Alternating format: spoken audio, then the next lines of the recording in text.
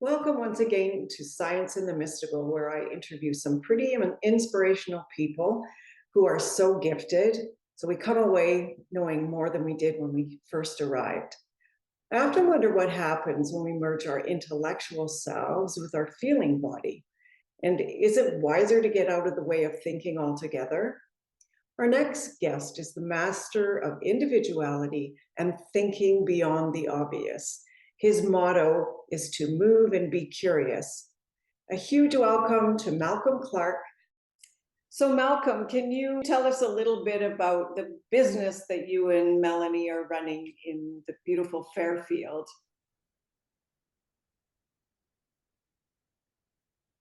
Yeah, so Melanie and I moved to Victoria I suggested we move to Victoria to pursue my passion in body work. Because where I was living at the time would not necessarily suit a great place to dive into my learning. I was living in Revelstoke. And so Melanie and I moved here in 98 or 99. And we got married in 2000. So we just had our 23rd anniversary last weekend. Congratulations. Yeah, thanks. And Melanie went to school to study aesthetics, and I've been just drawn to connecting with people in a physical, emotional kind of way for even before I met Melanie. For a good 27 years, I knew that I wanted to connect with people in a really supportive and healing way. At the time, I did not have the same sense, obviously, that I do now, but there was definitely a drive for me to learn how to relate and connect with people. And so I moved to Victoria with Melanie, and I just started doing little courses here and there, learning about acupressure, learning about Jin Shindo, picking up any books that made sense to me at the time. So I used to go to Russell's bookstore and comb their alternative health spiritual section and just find books, and just learn about how people think about the body, and see how that fits with my natural curiosities. Before I moved here, I was working out of a hostel in Revelstoke, and I was doing basic sort of, I guess you would call it sort of sports massage or Swedish massage, oil and lots of like muscle, long strokes, to tree planters. So I had a room in the guest house in the hostel that I had a little setup. And I think I was charging like, I don't know, $30 a session or something. This is, quite a while. But it gave me an opportunity to have feedback from people and meet people, and people would say, "Oh, this technique that you did in this section of our time together reminded me of a technique I was exposed to," and so I would, there wasn't a whole lot of access to internet like there is now. And so I would kind of figure out a way to research it whatever way I could.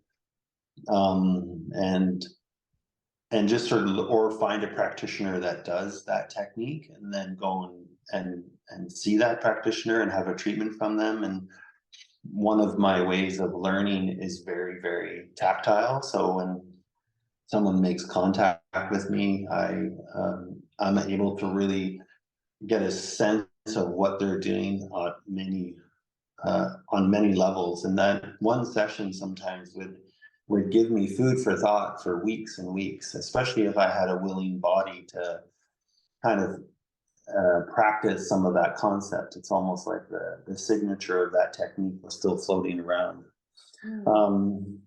And so you got Melanie in our clinic, so she studied aesthetics. And then we both did our own thing for quite a few years, until we started having children. And then we opened up a studio in our backyard. And that's where we really honed in on our uniqueness. Melanie doing facials, using Eminent skincare. She was one of the first, she was the second person ever to bring it to the island, this product line, and just built a really strong network of people, while having children. So we've kind of had this slow progression moving towards something bigger. But both Melanie and I's intention was always to get to a point where we can collaborate at a bigger level and really carve out a community offering for not just one-on-one, but something bigger and something multidisciplinary. As you mentioned, I teach at Pacific Rim, and so I've been with them almost since it started, 16, 17 years. Wow. And I'll go into that. Yeah.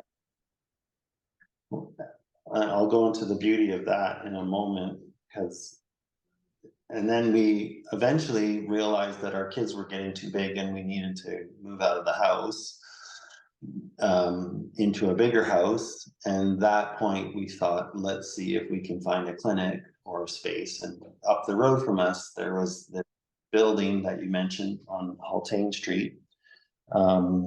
And we just went for it. And it started with one section of the building, like one little section, 800 square feet.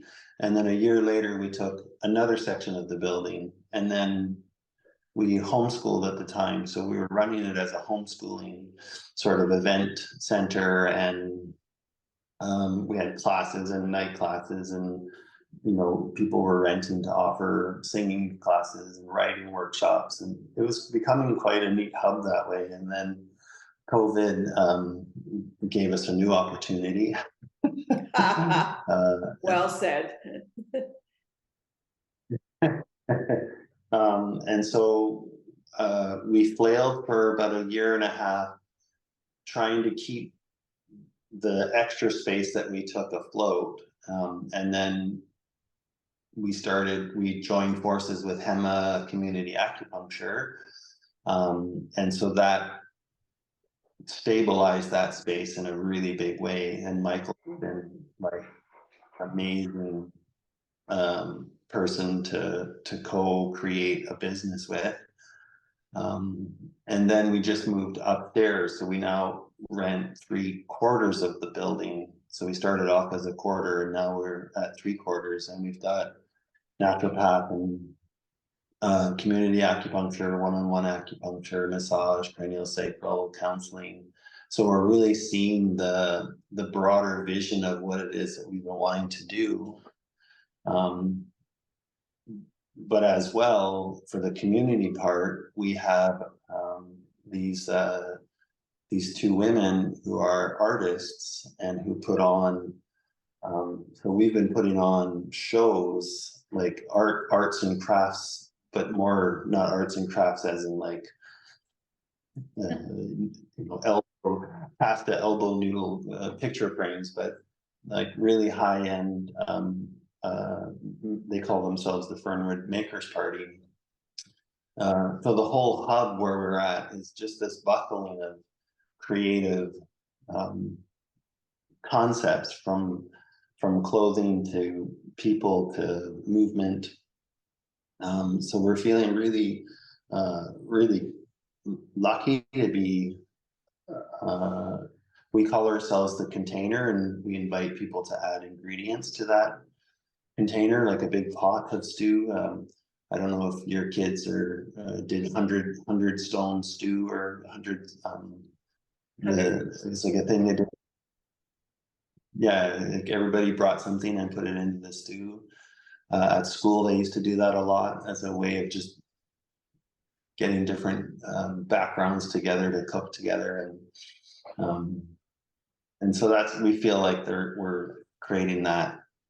So we've got many sticks and many fires. So did that answer some of your? Well, I'm just amazed. I mean, I knew you guys were amazing, but to hear all the bits and pieces of how it came together, and like literally it is a container of so many more things than I even realized. That was amazing. Thank you Yeah, for that. yeah, and we couldn't imagine not being part of it. Like, we definitely had that feeling if we need to let everything go during that transition that everybody else was going through. We were like, yeah, we could rent one office and just run our business back to the way it used to be, and Mm, in house, which was just one room, and Melanie would work and I'd be with the kids, and I would work and she would be with the kids, which allowed us to homeschool and do all that for, over 10 years. So we knew we could do that because we've done it before. And that was like worst case scenario. mm. Wow. Amazing. And your kids are still in school? Are you still homeschooling? Our daughter, who's 13, does a crossover where she's at an alternative school a few days a week, and then does stuff with us. A lot of it is to really support her passion around community theater and musical theater and dance. And so having a split where she's able to do some work related or school related things in this alternative school and have the energy to put into her other passions. She's just 13, so we're under that thought of, if there is things that need work, well, as she gets older, she'll have the drive to work on, if her math is a little bit off or whatever. Mhm. His with our other two kids, our oldest is 20, and he just finished his first portion of being a mechanic. And our other one, he went back to high school, so he's in grade 12. And because of their homeschooling, uh, because they were exposed to this type of learning, they look at the teacher as someone who's there to actually help them. And Mm. so, they'll if they're having a difficulty, they're totally comfortable going and talking to the teacher. If they're flailing a little bit, they're totally comfortable going to the counselor and making an appointment. And like work related, when I say flailing, I mean like they don't just having a hard time understanding what they're learning. They Mhm. know they can get extra support. I have dyslexia. All three kids have dyslexia. My oldest one has ADHD on top of that, which I know are all, labels that you can, take it or leave it. We found the information useful when the kids were really little because it allowed us to introduce things earlier on that would support um, their learning style or just their environment. Like our oldest guy with ADHD, I knew that if we had something planned for the weekend that was going to involve a lot of people, well, the few days leading up to that, we were just at the ocean Mm. doing his own thing and picking up rocks and looking at crabs and digging holes. And then we would go to this event because I knew it would be very stimulating for him. And then the days after that, we would go back into hermit mode just to help him regulate his nervous system. In fact, you asked about learning, offering tools at some point during our time together on the Yes. interview. Some of the tools got developed because of my children, because, and I still use them to this day with my clients, and I still use them in my classes. I don't know if you mentioned that I teach in the doula program as well. No, but I was going to, so please. Yeah, so there's definitely things that um, I learned from being a parent of children with different ways of engaging the world around them that help people now who maybe went misdiagnosed or have grew up in an era like I did, where highly sensitive children were just needed to suck it up better. Oh, And so yeah. the tools that got developed or exposed to me either through just complete necessity, like I was just losing my brain hole, and just I was like, what Help. kid need? What does this kid need?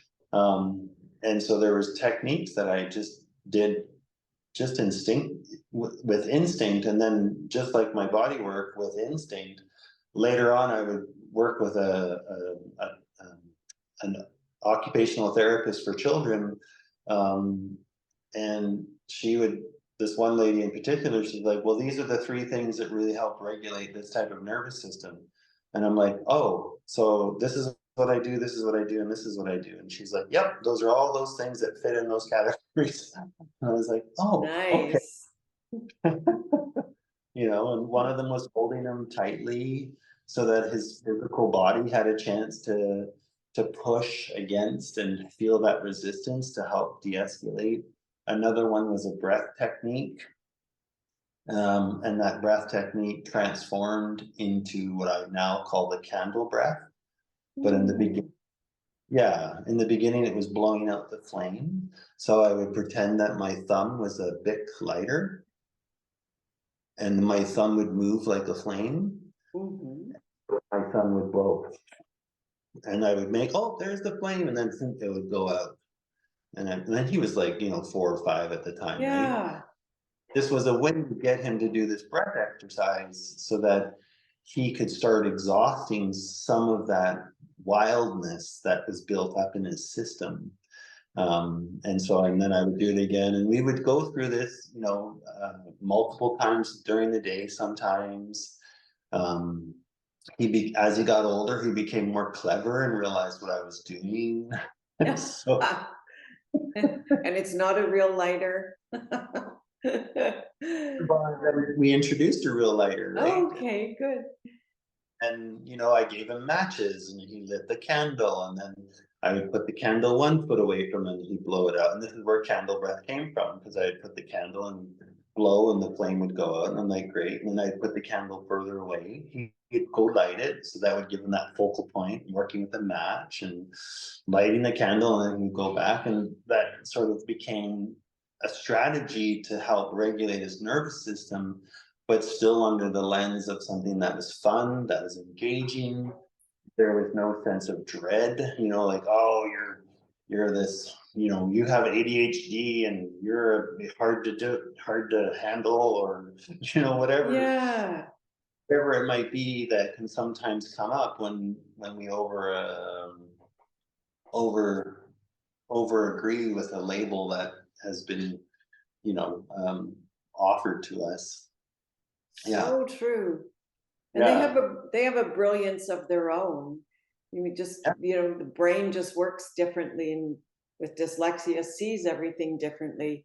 In teaching those children with those labels, truly they were the most intelligent of all, and everybody else just needed to catch up to better understand just how their brain worked. Yeah. Yeah. Yeah. Wow. I went to special schools in the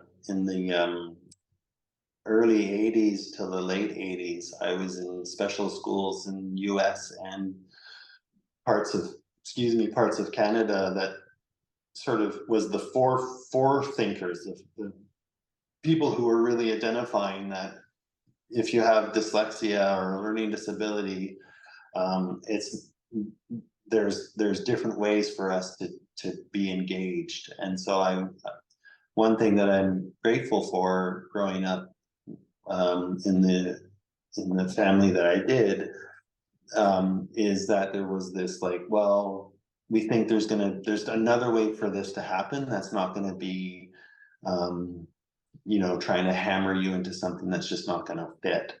And also, you know, the first body worker I was exposed to was a Japanese woman that was taking care of us in Atlanta, Georgia.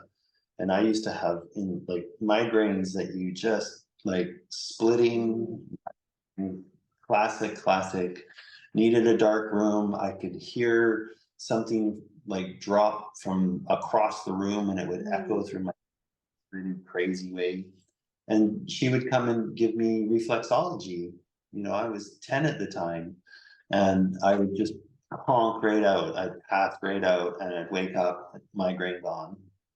You know, Whoa. and yeah, you know, and so she was the very first person that sort of triggered this thing inside my system that you can interact with somebody and help them immensely with something that is, you know, catastrophic. I mean, these headaches were like wet cloths, all the lights out, no sound, like really, really intense things.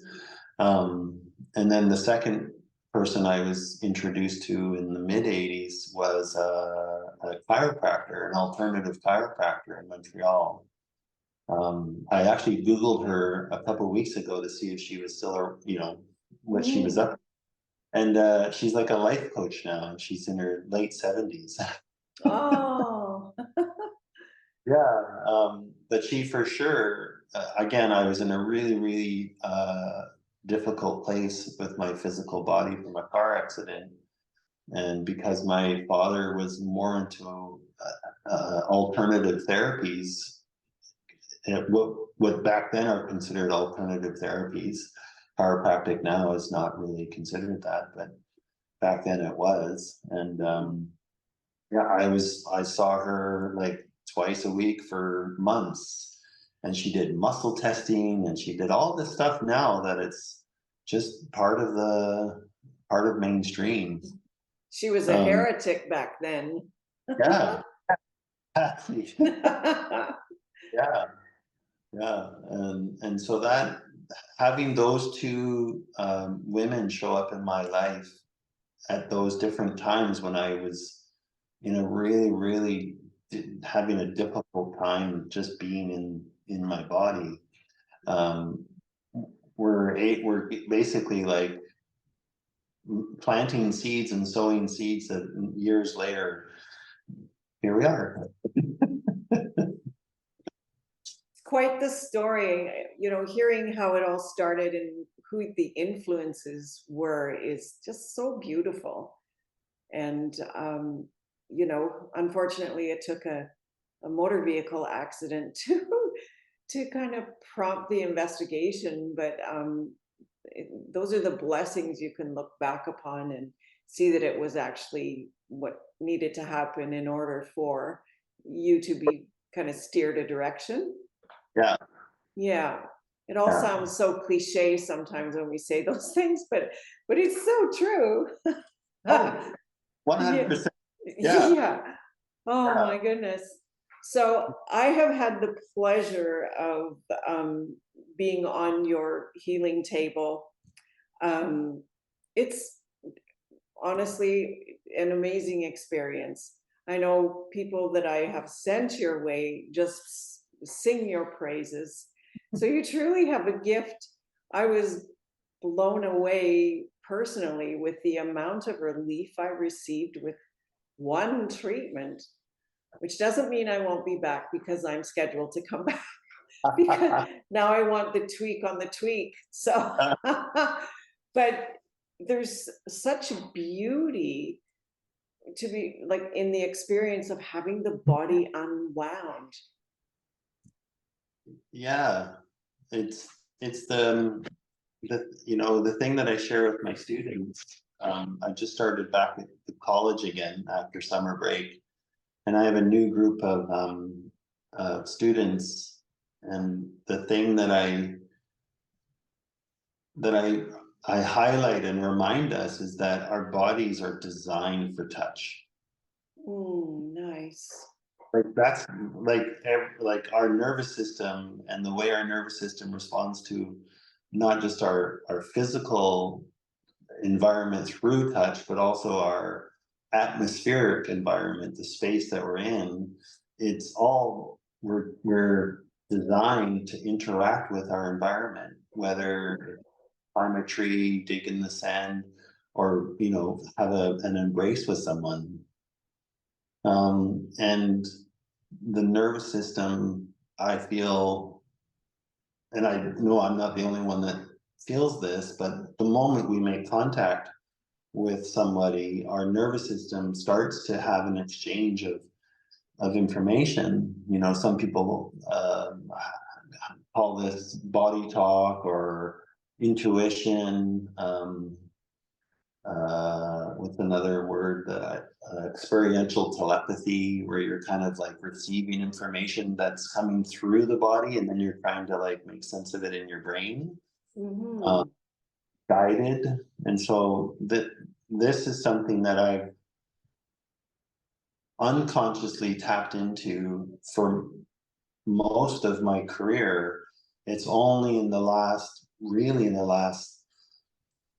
maybe 7 years where there's been this more than a trust, but this knowing that comes with the exposure of time that I've been doing this, that if I place my hand on someone and that person is there with a curiosity like yourself, right? You probably see this in your own line of work. If someone comes in and they're very just kind of, it's like a wonder to be there, there's this curiosity, then there's a lot less, the obstacles aren't obstacles, they're fulcrums to explore, right? So you nudge up against something and both parties involved will sort of be like, hey, there's this thing there, let's see what happens. And in that curiosity, it just transforms into that unwinding.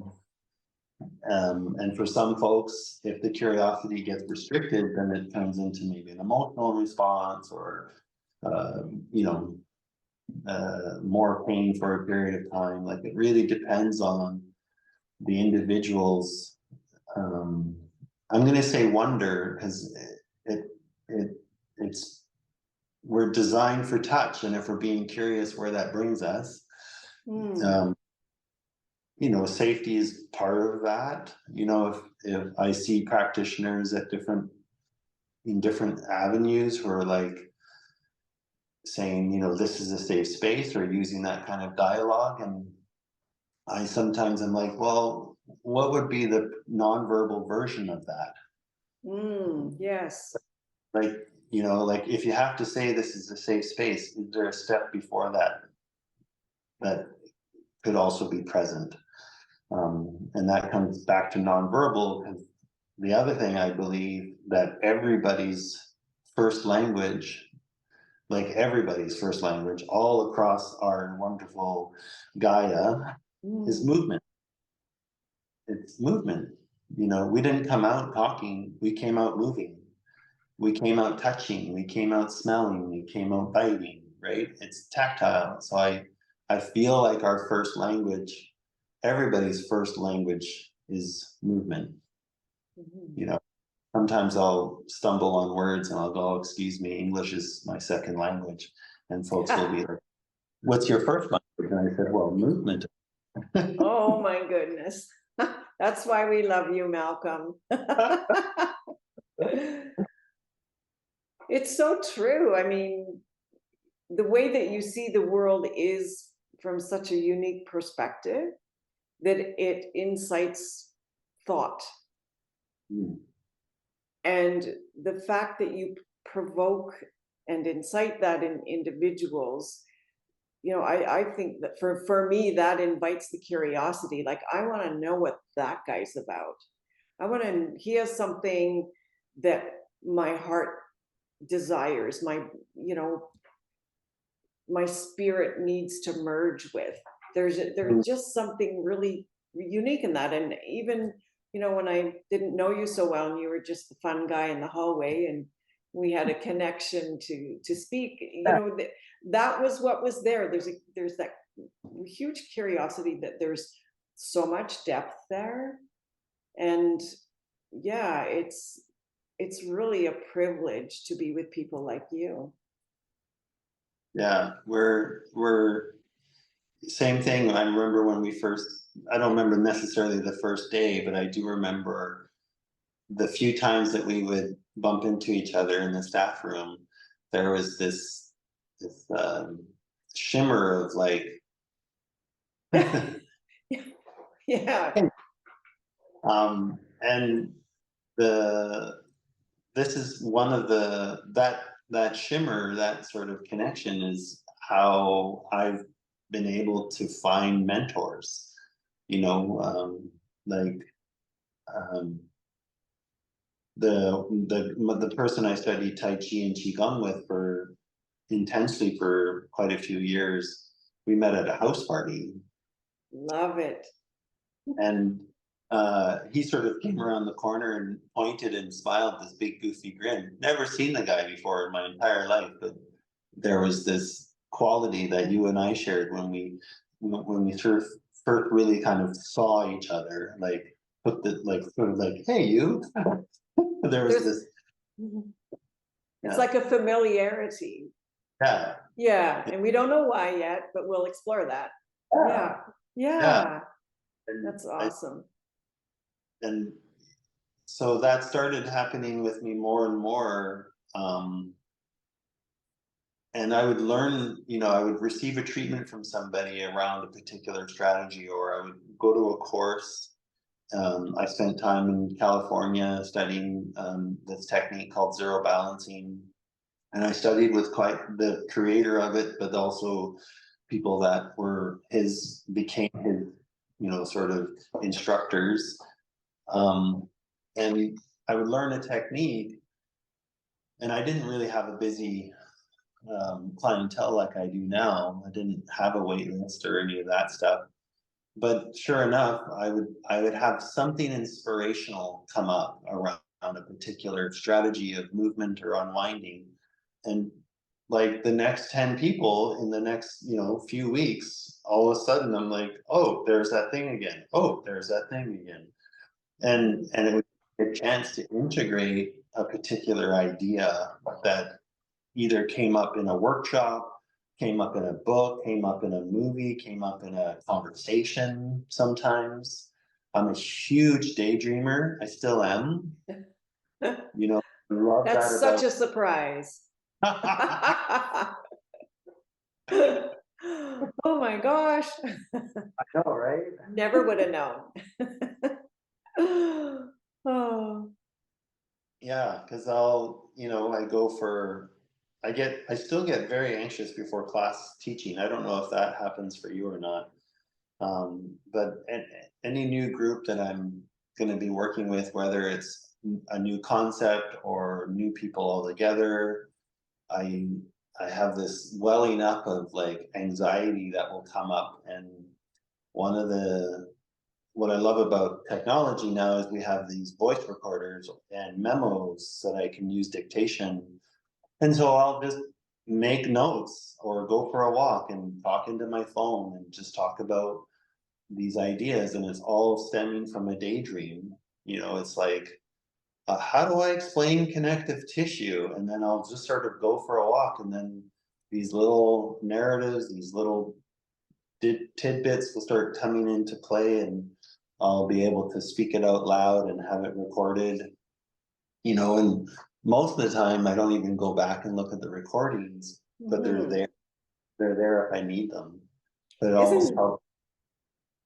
Yeah. sorry, I didn't mean to interrupt. We have a little delay here, so I think you're done. And then, but that's so true of, like, I love that you're doing the recording. I do the writing. So, and so God help my children when I leave this earth plane, because there will be all bits of, you know, I try to keep them in one place, but they do wander. They have a tendency to wander, where there are these little tidbits of just profundities. And And but I never look at them unless I happen upon them. But the fact that I did make it tangible somewhere is huge. And it's almost like we're giving, it's like it's like we're playing a role of giving birth to this idea. Mm, We're tapped into the human collective, you know, and we're pulling on strings that are not unique, like unique to the sense that we're interested in investigating it. It's not mhm. that like anybody can do what you and I do. It's just whether or not they're interested on it. It's Really, it's true. you know, like I remember being, you know, like 8 years old and looking at an anatomy book and not understanding one word whatsoever, not even caring about the words, but looking at the cadavers and looking at Yeah. the way muscle fibers connect with the bones. Like I've been obsessed with this ever since I was little. Mhm. The piece that blocked me from maybe pursuing it in other ways was my dyslexia and my ability to read something and then take that information and digest it in a way that I'm like, oh, Mhm. that's what that is. I there's like a gap between me reading something and me being able to embody it. Um, and so the route that I've taken, the direction I've taken has really been about not your usual way, you know, the because I couldn't, and I mean I'm sure I could if I bashed my Mm. head against the wall hard enough, and maybe I would have got there, but then I would have just been studying the same thing that everybody else was studying, and that also didn't feel right to me because I felt like there was something that just needed to like, ah. And so, you know, I would find something that would like pull a thread and I'd be like, oh, cool. And you know, Oops. and then I'd run, nope, there we go. And then I'd run out of thread. And then I'd be like, oh, and that was the same thing with the techniques. I'd have people come in and come in and come in. And then all of a sudden the technique was integrated. Next person would come in, I'd go in and the body would do nothing. And I was like, hey, Wait a but minute. I'm doing that thing. And the body's like, not working. I was like, fuck. You can swear.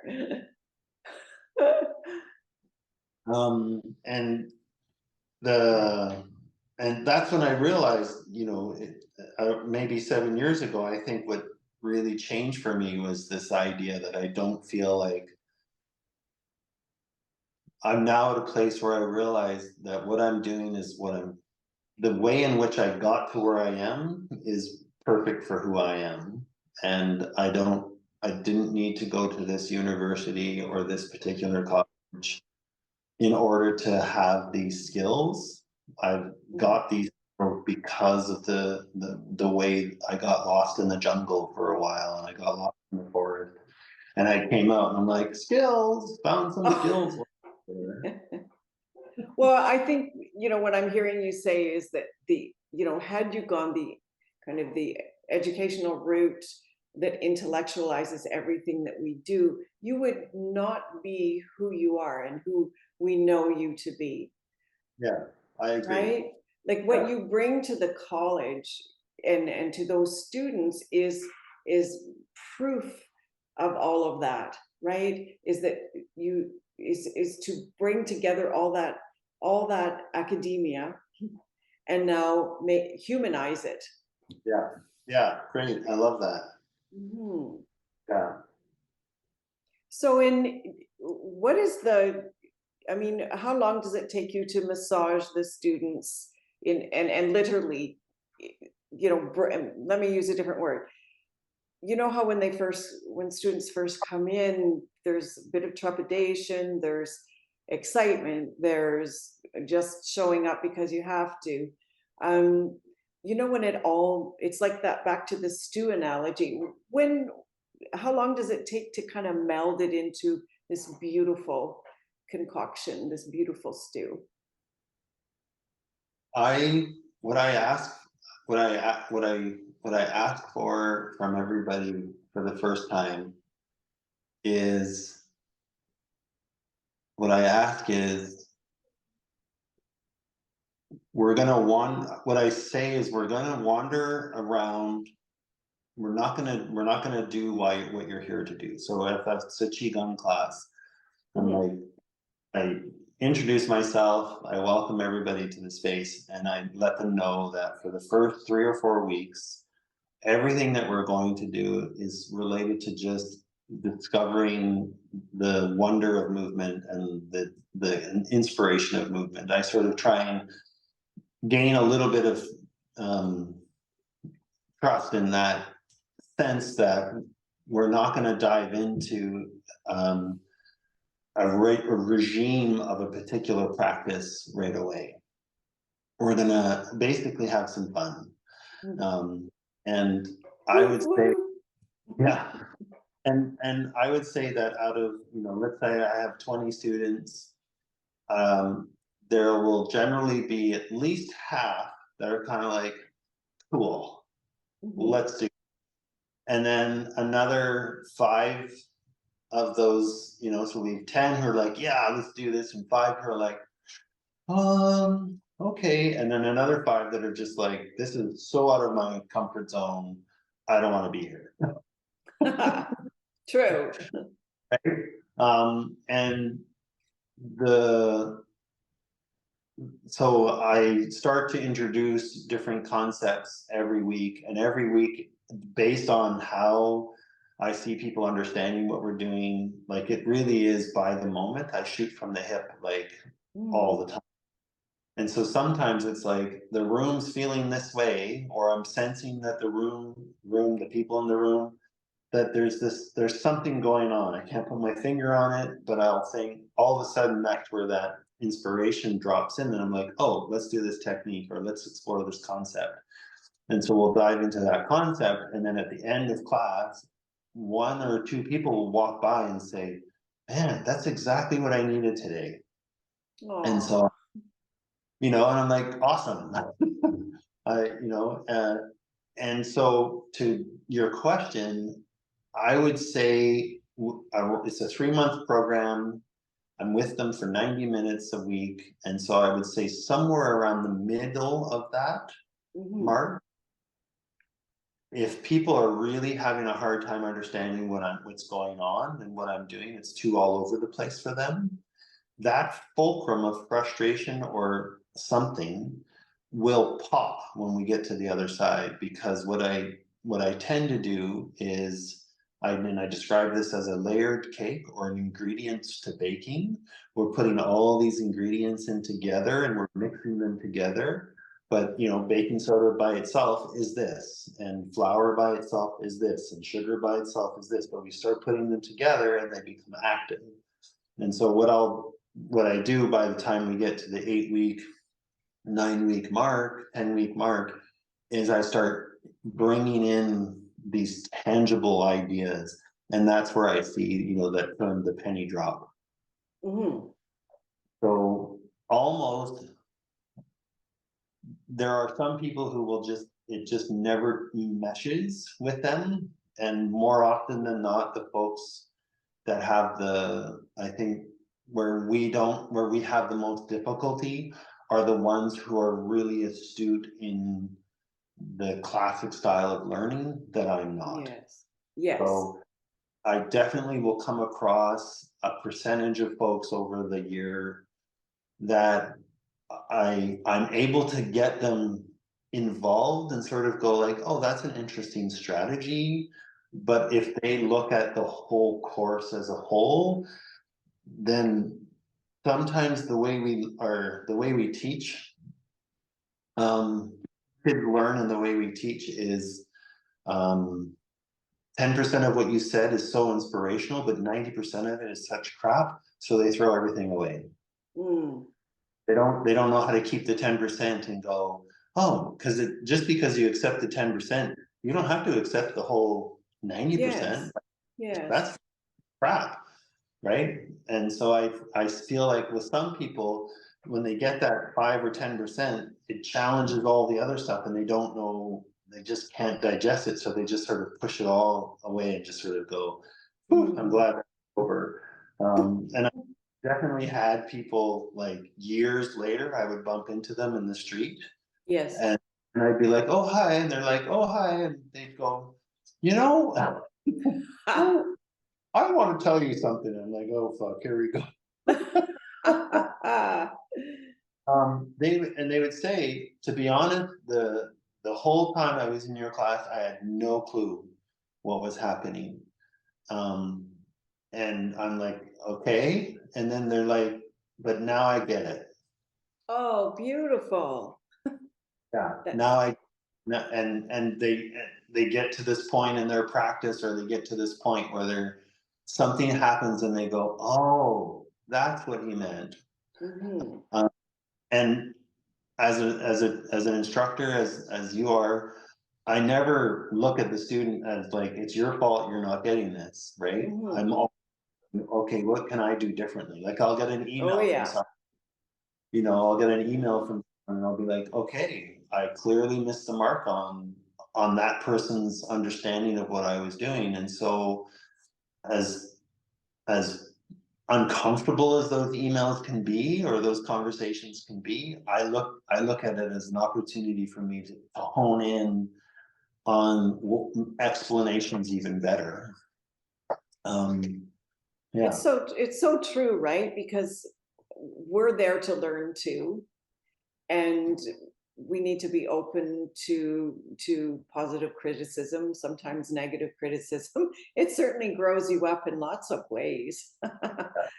But it's we're again being at that level of teaching, man, it's such a there's such a plethora of growing to do. Like, it's incredible. And I love that that student can look back and appreciate what was offered. yeah. Like, I remember one, because there's the evaluations they do mid-semester and at the end of semester. Yeah, Um, to be honest, the first few years, I never opened them. you're one of the smart ones. I Those just, are, yeah, it just filled me with so much angst. I'm like, well, do I need to read it? And I just wouldn't. I'm like, if there ever was a really big deal, they would, like, the dean would out to me, right?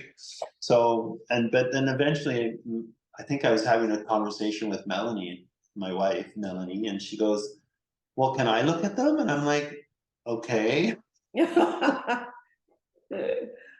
Like, these are great. I'm like, really? She's like, yeah. I'm like, okay.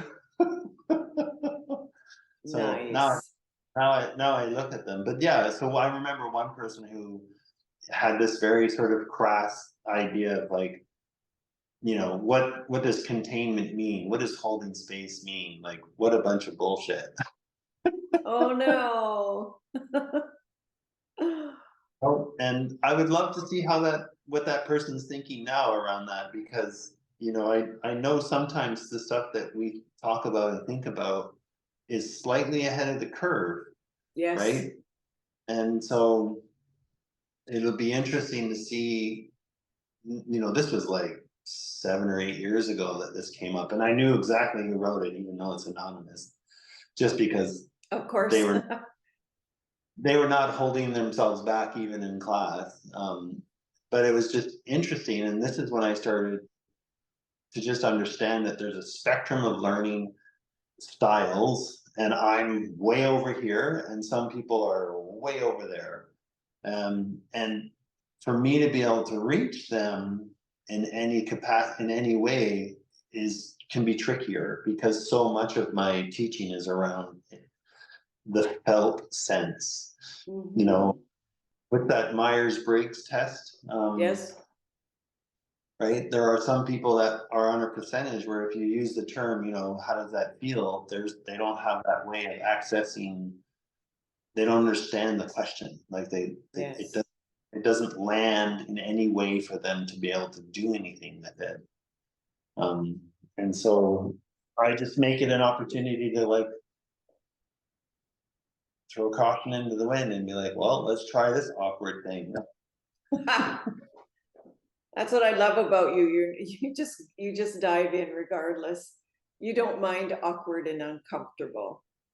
I'm becoming more comfortable with it. It's still not my favorite thing. Yeah, well, good. Or not good, but good that you notice.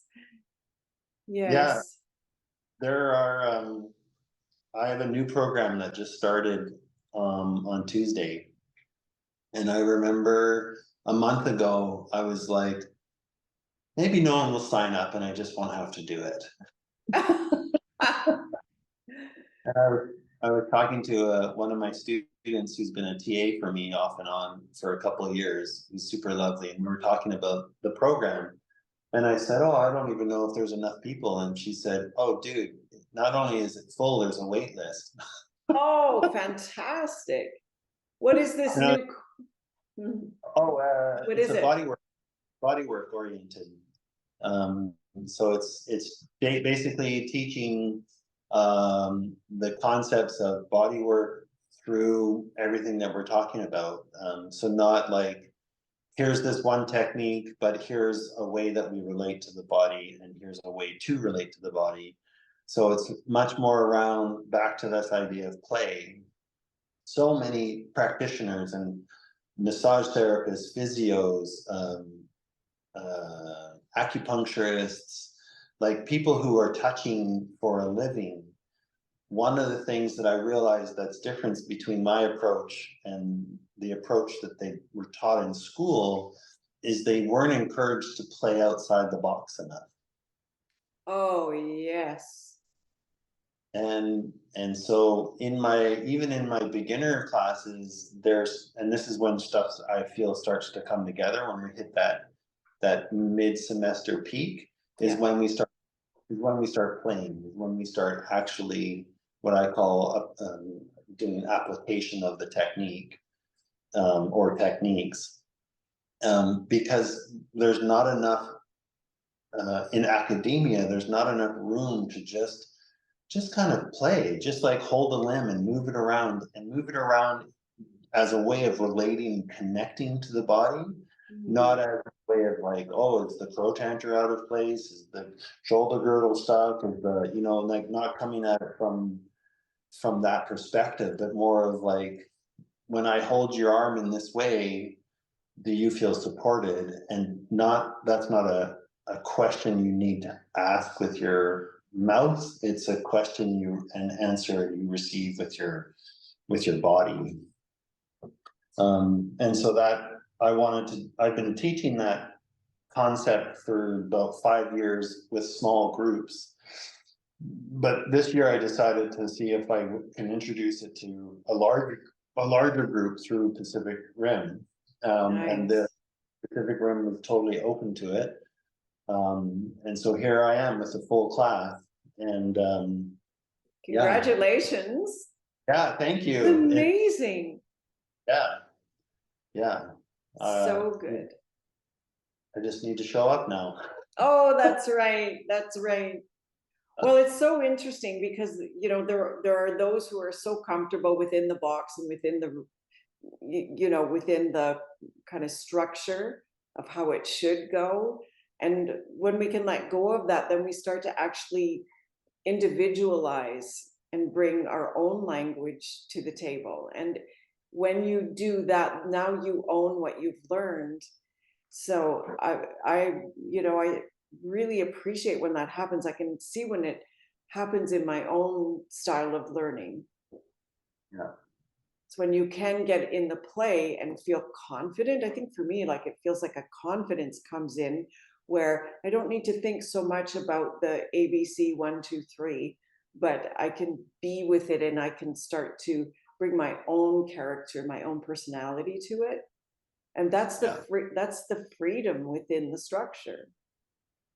You just described like this, your last few paragraph was basically everything I just said to everybody on Tuesday.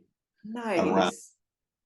Like seriously, around what it is that we're going to be doing together, because it's a 3-hour class and it's the whole. So we are diving into this, and it really is what you just said. It's about understanding. You're going to have your own unique understanding and application of this medicine. And a way to do that is to just go into a place of curiosity, and slowly the left brain and the right brain, the knowledge that you're gathering in the books and the student teachers that you're working with and the clients you've been exposed to and this play, they just get closer and closer. And then before you know it, you're like, oh, I found my voice, my version of that um dialogue. Yeah, it's super cool. Well, I love the part where you mentioned that, one technique or one way works with one, and then all of a sudden it's thrown out like the baby with the bathwater with the next one. And things like that, I always look at that as they remind me to remain humble and more open to what is not necessary maybe, but what is for the highest good of the individual I'm working with. So when I'm in the agenda of, oh, let's use this application here because it works on the last person, I'm kind of interfering with their process. And, that's in my own experience of similar such situations. And it's, again, very humbling. And I think it really draws us into the spirit of what we're up to as well. Yeah. Yeah. And I think that, because I've had the pleasure of being in your office, and, what brought me to sit with you in the live blood analysis, like 90% of it was curiosity. And 10% of it was like, hopefully I'll get some information that will support my health narrative, which I knew I would, but really it was, I wanted to spend time with you, the individual, because of our shared sort of spark of interest. Mhm. And, when you meet somebody who's we're more than passionate about what we do. It's like, it's like a lifeline to a bigger web of some kind. We're not regurgitating something that we've learned. We're shaping it and reforming it all the time, so that when we bring it out, it's not brand new, but it's a new way to look at it. It's a new way to think about it. And I think that's that humility that you were talking about, where if you're like, this is I look at your blood says this is what you need to do, it's not taking into consideration their bigger makeup necessarily, if that's the only way that you're looking at it. And I can tell that when you were looking at stuff, that you were looking at it with experience, but not letting that experience narrow your view on it. I don't know if that's Thank you. making sense or not, but that was how it felt there. Because I can tell when if I'm sitting with a practitioner, I can tell when they're starting to box me up. Oh, I love that. It's very, very loud in the room, isn't it? Oh, Oh, ow, ow. here comes the bow. Oh my gosh, I love how you put that. Makes sense. Oh, well, I'm actually feeling relieved that it was a good experience for you. Yeah, right. Oh, But I've been telling all sorts of people, because the thing that I think the thing that's important now, and now as in 2023 in September now, is having people have access to information that is not boxed up, Yes. right? Because I think that if somebody, and I know this in my own line of work, because of how outside the box, if we're using that metaphor still, I am, because of how I relate and think about the body and how the body holds tension and navigates tension, stress load, and the history of the body, the timeline of the body. I'm there to unpack the box with you, not create a box and put you in it. Mm-hmm. And the thing around your work that I got to be exposed to is there's information you're able to give people that they can get in other places for sure. Mm-hmm. The difference is that when you come up with strategies like an anecdotal, you've got like many different strategies that you can bring, and sort of like you can start here, you can start here, you can start here, whereas if they were maybe going another direction, it's either like, we don't know what's wrong with you, or here, take this, whatever, take this one thing, and bye. Right? Like there's limitations when you're following certain healthcare pathways.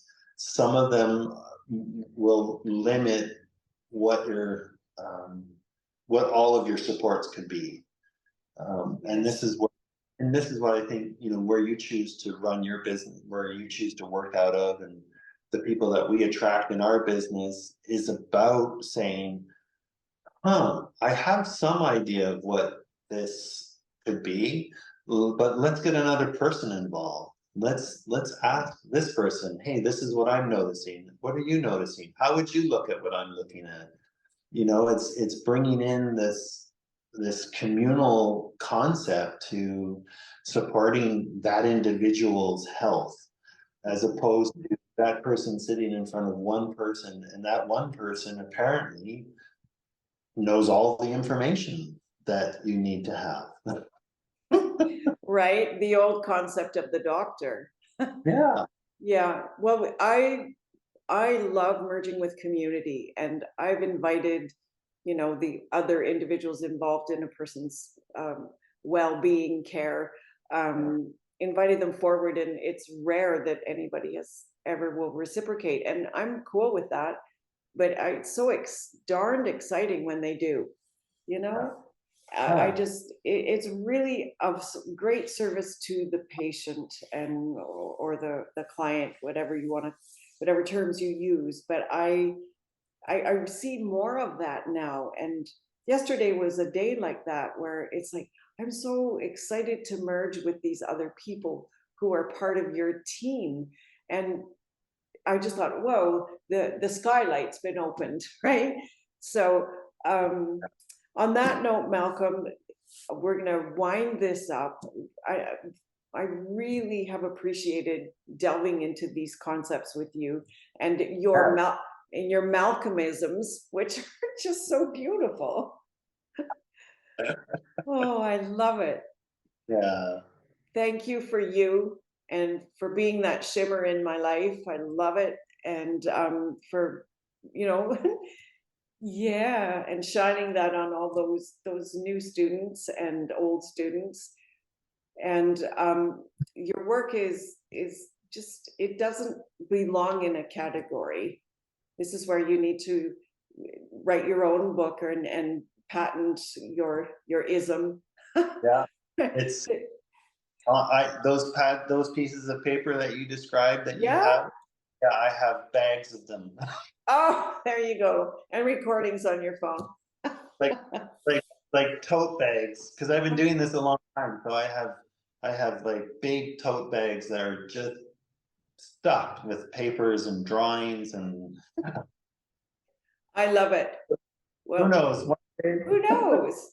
Anything is possible. Aw. Well, thank you, Malcolm. I adore you. And Yeah. I look forward to seeing you soon. Well, that will be soon, won't it? It will be soon, won't it? Thank you so much. Thank you. So I'll see you soon, and I look forward to sharing this interview with whoever is interested in listening.